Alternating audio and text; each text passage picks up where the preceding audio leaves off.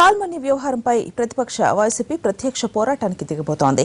కాల్మనీతో అధికార పార్టీ నేతలకు ప్రత్యక్ష సంబంధాలు ఉన్నాయని ఆధారాలు కనిపిస్తున్నా ప్రభుత్వం ఉదాసీనంగా వ్యవహరిస్తోందంటూ ఇవాళ గవర్నర్ నరసింహన్కు ఫిర్యాదు చేస్తోంది. పనిలో పనిగా బాక్సైట్ అంశాన్ని లేవనెత్తింది.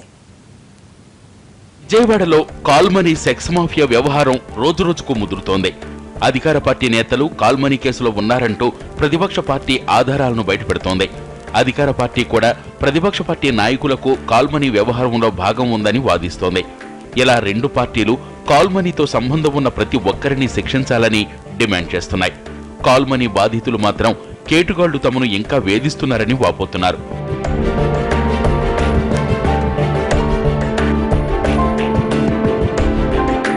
కాల్మనీ కేసులో విచారణ సంగతి ఎలా ఉన్నా బాధితుల తరపున పోరాడాలని వైసీపీ నిర్ణయించింది.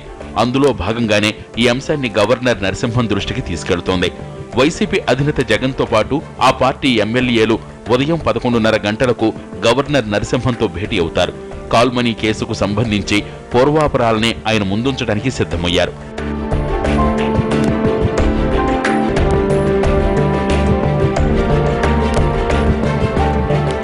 కాల్మనీ పేరుతో అరాచకాలకు పాల్పడుతున్న సంఘ విద్రోహ శక్తులను కఠినంగా శిక్షించాలని డిమాండ్ చేస్తోంది వైసీపీ.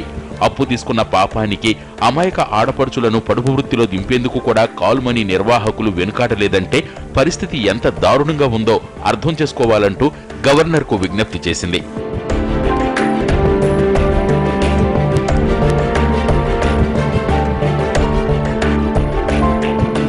ఎన్నికలకు ముందు మహిళల రక్షణ కోసం ఎన్నో పథకాలు ప్రకటించి ప్రసార మాధ్యమాల్లో హోరెత్తించిన చంద్రబాబు అధికారంలోకి రాగానే అవన్నీ అటకెక్కించాడని వైసీపీ ఆరోపిస్తోంది.